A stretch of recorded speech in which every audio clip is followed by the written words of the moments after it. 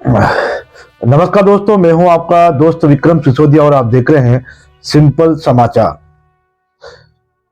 इन दिनों रामलला स्थापना को लेकर हर गांव में, हर शहर में, हर चौराहे पर तैयारियां चल रही है। मंदिर सजाए जा रहे हैं, गली गली में प्रभात फेरी निकल रही है।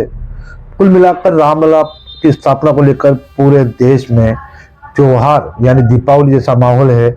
पटाखों की दुकानों के लिए भी लाइसेंस दिए जा रहे हैं, पटाखा बाजार भी खुल रहे हैं, सभी लोग खुशियां मनाने को तैयार बैठे हैं। चलिए शुरू करते हैं आज की कहानी। पश्चिम बंगाल की राजधानी कोलकाता और कोलकाता से 120 किलोमीटर दूर है मेदिनीपुर। मेदिनीपुर जिला जो है उसका मुख्यालय तमलुक है। और मेदिनीपुर इसलिए भी फेमस है क्योंकि पश्चिम बंगाल की जो मुख्यमंत्री है ममता बनर्जी, वो मेदिनीपुर जिले के नंदीग्राम से चुनाव लड़ी थी, लेकिन वो शुभेंदु अधिकारी से चुनाव हार गई। शुभेंदु अधिकारी जो है भाजपा के विपक्ष के नेता है बंगाल सरकार के, और पहले जो है वो ममता बनर्जी के साथ में थे, लेकिन कुछ मनमुटाव हुआ और वे एक समय ऐसा आया कि वे ममता बनर्जी के सामने चुनाव लड़े और लगभग 2000 मतों से चुनाव लड़े। और ये जो आप खड़गपुर जो एरिया है वो भी मेदिनीपुर में ही है। अब बात करते हैं मेदिनीपुर से जुड़ी एक कहानी की, तो शुरू करते हैं आज की कहानी। 2003 की बात है। मेदिनीपुर जेल में एक नया जेलर आता है और जेलर का काम है कि वो जेल में जो कैदी हैं उनकी पहचान करे, कौन बड़ा अपराधी है, कौन छोटा अपराधी है, कौन खूंखार है, कौन सरल है। ये जेलर का काम होता है। तो जेलर जब तहकीकात करता है तो उसकी एक कैदी पर नजर पड़ती है। वो पूछता है कि तुम्हारा नाम क्या है, तो बताता है कि कैदी बताता है कि मेरा नाम शेख राजू है। तो जेलर जो है थोड़ा अटपटा लगता है कि यार ये शेख राजू नहीं है, ये कोई और शख्स है जो नाम बदलकर जेल में है, जेल में मौजूद है। अब वो जो जेलर है वो अलीपुर जेल में भी रह चुका था। उसे लगा कि यार ये जो है सजल बरुई है। सजल बरुई का रिकॉर्ड वो दूसरी जेल से मंगाता है और देखता है कि सजल बरुई की जो शक्ल सूरत है वह शेख राजू जैसी है। तो वह शेख राजू को जो बैठाकर पूछताछ करता है और बोलता है कि नहीं, तुम शेख राजू नहीं हो, तुम तो सजल बरुई हो। हालांकि शेख राजू मना करता है कि नहीं, मैं सजल बरुई जो आप नाम बता रहे वो शख्स नहीं हूं, मेरा नाम तो शेख राजू है। लेकिन जब जेलर थोड़ी सख्ती करते हैं और बताते हैं कि मेरे पास पूरा एविडेंस है कि तुम ही सजल बरुई हो, तो थोड़ी देर तो वो मना करता है। लेकिन एक समय ऐसा भी आता है कि वो टूट जाता है, वो स्वीकार कर लेता है कि जी हाँ, मैं ही सजल बरुई हूं। तो जब जेलर को पता चलता है कि हाँ ये स्वीकार भी कर चुका है, तो वह अपने उच्च अधिकारियों को अवगत कराते हैं। तो कोलकाता से जो पुलिस आती है वो शेख राजू यानी सजल बरुई को साथ में लेकर जाती है और उसे 2001 में जेल से भगोड़ा होने के अपराधी सजल बरुई जो है 2001 में जेल से फरार हो चुका था। इलाज के दौरान वो अस्पताल में था और अस्पताल में कोलकाता से फरार हो गया था। तो सजल बरुई को कोलकाता जेल में शिफ्ट कर दिया जाता है। तो ये तो थी शेख राजू की कहानी, इसकी पहचान सजल बरुई के रूप में उजागर हुई। अब हम आपको ले चलते हैं असल कहानी जो सजल बरुई की है। सजल बरुई कौन था और वह शेख राजू क्यों बना, आइए उस पर बात करते हैं। बात है सन 1984। 1984 में सजल बरुई 7-8 साल का एक बच्चा था। कोलकाता के 24 परगना दमदम इलाके के रहने वाले सुबल बरुई ने अपनी पत्नी नियति को छोड़ दिया था और नियति के एक 4 साल का माफ कीजिएगा 8 साल का एक लड़का था, उसका नाम था सजल। सुबल बरुई जो अपनी पत्नी को छोड़ते हैं लेकिन अपने बेटे को नहीं छोड़ते हैं और अपने बेटे को अपने पास ही रखते हैं।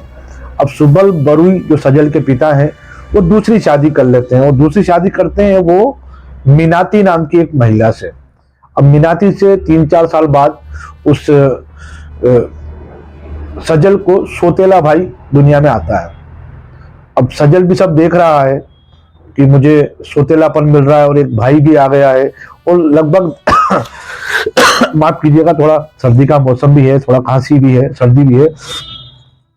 तो जब सजल का सौतेला भाई करण दुनिया में आता है तो देखता है कि मेरे साथ सौतेलापन ज्यादा होने लगा है, तो वह नोटिस तो करता है लेकिन कुछ बोल नहीं पाता है क्योंकि वह छोटा उम्र में छोटा है। अब कहानी आगे बढ़ती है कि जब सजल बरुई 16 साल और 11 महीने का हो जाता है, 1993 की बात है, 1993 में सजल जो है वो 16 साल 11 महीने का हो जाता है। तो 16 साल का जब होता है सजल, तो 22 नवंबर 1993 को सजल अपने 5 दोस्तों के साथ अपनी सौतेली माँ, अपने सौतेले भाई और पिता तीनों की हत्या का प्लान बनाता है। तीनों की हत्या कैसे होती है यह भी सोचने वाली बात है। 22 नवंबर 1993 सजल अपने 5 दोस्तों को अपने घर पर ले जाता है। शाम का समय है। सबसे पहले अपनी माँ को, माँ जो है सौतेली माँ को वह गला घोट कर मार डालता है। फिर थोड़ी देर बाद उसका सौतेला भाई करण भी घर पे आता है, तो घर पे आने पे उसको भी पकड़ लिया जाता है और उसका तकिए से जो मुंह दबाकर हत्या कर दी जाती है। 5 दोस्त और सजल इस काम में लगे हुए हैं। फिर रात होती है, अंधेरा। तो अंधेरे में जब सुबल बरुई जो सजल के पिता हैं वो भी आते हैं, तो 5 दोस्त और सजल अपने पिता को पकड़ते हैं। पिता को गला घोटकर दबाने की कोशिश करते हैं, लेकिन सुबल जो है वो थोड़े शरीर में बड़े भी हैं और कंट्रोल जो है वो सजल और उसके दोस्त कर नहीं पाते हैं। तो फैसला करते हैं कि क्यों ना हथियार से इन्हें मार दिया जाए, और चाकू जो उनके पास हथियार था उस चाकू से सजल के पिता की हत्या कर दी जाती है। अब चूंकि यह पूरा प्लानेट था, हत्या का पूरा मामला, लेकिन सजल का प्लान यह भी था कि किसी भी तरह से ऐसा नहीं लगना चाहिए कि हमने या हमारे दोस्तों ने इस हत्याकांड को अंजाम दिया है। तो सजल के जो एक दोस्त है वो घर के जो जेवरात हैं, जो पैसा है, वो एक पोटली में बांधकर निकल जाता है। बाकी 4 दोस्त होते हैं वो सजल के साथ मारपीट करते हैं। वो दिखावा करना चाहते हैं कि सजल के साथ भी कुछ गलत हुआ है। वो सजल को रस्सी के मार्फत एक कुर्सी पर बांध देते हैं और निकल जाते हैं। अब सुबह होती है तो आस पड़ोस के लोग देखते हैं कि घर का दरवाजा जो है अटका हुआ है, लेकिन घर में से कोई आवाज नहीं आ रही है। घर के लोग जो 3 तो मर चुके हैं और एक सजल, जब पड़ोसी देखते हैं झांक कर, तो सजल जो है वो रस्सी पर बंधा हुआ है। तो पड़ोसी जो है अंदर आते हैं, और सबसे बड़ी बात यह है कि सजल के मुंह पर कपड़ा बांध रखा है ताकि वह बोल ना सके। वो सजल को खोलते हैं तो सजल बताता है कि अंदर भी कुछ है। तो देखते हैं पड़ोसी, तो 3 लाशें पड़ी हुई हैं, सजल की माँ, सजल का भाई और सजल के पिता। पुलिस को बुलाते हैं। पुलिस देखती है, क्योंकि पुलिस का दिमाग तो शार्प होता है, वो कानून की पेचीदगी भी जानते हैं और ऐसे कई मामले पुलिस देखती रहती है। तो पुलिस को आशंका होती है कि 3 मौत तो घर में हुई है, लेकिन सजल को क्यों नहीं मारा गया? जो भी 3 लोगों को मार चुका था उसने सजल को क्यों छोड़ा? पुलिस इन तीनों की हत्या का मुकदमा दर्ज करती है अज्ञात व्यक्ति पर, और आशंका जो थी वो महत्वपूर्ण था कि सजल पर ही थी। सजल से पूछा जाता है, सजल पहली बार मना करता है, दूसरी बार मना करता है, पर जब बोलते बोलते वो घबराता है और झूठ बोलने की कोशिश करता है तो पुलिस उसके चेहरे की भावभंगिमाएं पकड़ लेती है। तो सजल जो है टूट जाता है और कहता है कि हाँ, मैंने और मेरे दोस्तों यानी 6 लोगों ने मेरे पिता, मेरी माँ और मेरे भाई तीनों की हत्या की है। और उसने एक कारण बताया कि मेरे साथ सौतेला व्यवहार होता था, मैं मेरी माँ से बचपन में ही अलग हो गया और मैं इन लोगों से नफरत करता था और ये नफरत की इंतहा थी कि मैंने ये फैसला किया कि मैं इन तीनों को जान से मार दूं, तभी मेरे मन को शांति मिल पाए। तो पुलिस जो है वो सजल बरुई को गिरफ्तार करती है, उसके दोस्तों को गिरफ्तार करती है। अब जो जेल भेज दिया जाता है सजल बरुई को, और इस दौरान उसे आजीवन, माफ कीजिएगा, उसे मौत की सजा हो जाती है, मौत की सजा हो जाती है। लेकिन 2000 आते आते उस हाई कोर्ट कोलकाता का आदेश आता है कि सजा जो है वो मौत की नहीं है, अब वो आजीवन कारावास है। आजीवन कारावास जो है उसका 2003 में सजल बरुई का पूरा होने वाला था। 2001 में जब वह जेल में बंद था तो वह जेलर से बोलता है कि मुझे थोड़ा किडनी में दर्द हो रहा है और मुझे इलाज की जरूरत है। तो इस दौरान उसे कोलकाता हॉस्पिटल ले जाते हैं, वहाँ कुछ इलाज होता है, वापस जेल में लाते हैं और फिर दर्द होता है, फिर वापस लाते हैं। तो इस दौरान डॉक्टर बोलते हैं कि इनका महीने भर तक इलाज होगा तो ही किडनी इन्फेक्शन दूर हो सकता है। तो कोलकाता में 2 पुलिसकर्मी तैनात हैं और अस्पताल में इलाज जारी है। लेकिन कोलकाता में सजल से जुड़े जो लोग हैं वो शराब की व्यवस्था करते हैं। दोनों सुरक्षा में तैनात पुलिसकर्मियों को शराब पिलाई जाती है और उसमें नींद की गोली डाल दी जाती है।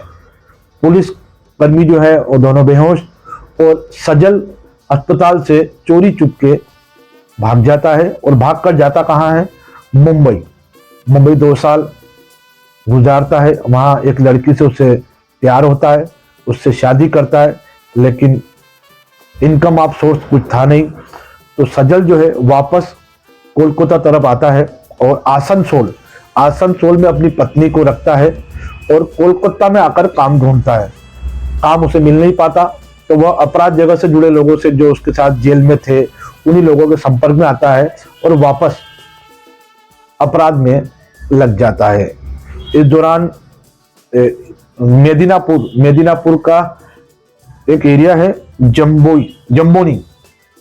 जम्बोनी में वह एक डकैती के मामले में पुलिस द्वारा पकड़ लिया जाता है। और 2003 की बात की बात है। 2003 के बाद वह मेदिनापुर पुलिस उसे एक डकैती के मामले में गिरफ्तार करती है। फिर उसे मेदिनापुर जेल में रखा जाता है और 3 महीने बाद एक नया जेलर आता है और जेलर कहता है कि आप राजू शेख नहीं है। नए नाम से राजू शेख के नाम से रह रहा था सजल, लेकिन वो पहचान जाता है कि ये राजू शेख नहीं है, सजल बरुई है। और सजल बरुई भी स्वीकार कर लेता है कि हाँ, मैं ही सजल बरुई हूँ। तो इस तरह एक छुपे हुए अपराधी और नाम बदल कर रह रहे अपराधी की पहचान सामने आती है। और उस समय जब ये सजल बरुई ने अपने पिता, अपनी माँ और अपने भाई की हत्या की थी, उस समय कोलकाता और पश्चिम बंगाल में यह मामला काफी फेमस भी रहा था और विचारणीय भी रहा था कि एक सौतेलेपन से परेशान एक बालक, जो अभी जवान भी नहीं हुआ, नाबालिग है, अपने पिता और अपने माँ और अपने भाई की हत्या कर कर कलेजे की ठंडक पाता है। हालांकि आपको एक जानकारी दे दूं कि सजल बरुई जो है उसको जब हाई कोर्ट कोलकाता द्वारा जो है आजीवन कारावास की सजा मिलती है तो 2010 में सजल बरुई को जेल से रिहा कर दिया जाता है, क्योंकि उसकी सजा जो है पूरी हो चुकी थी। तो ये थी आज की कहानी। फिलहाल हम विदा लेते हैं, मिलेंगे एक नई कहानी के साथ। धन्यवाद।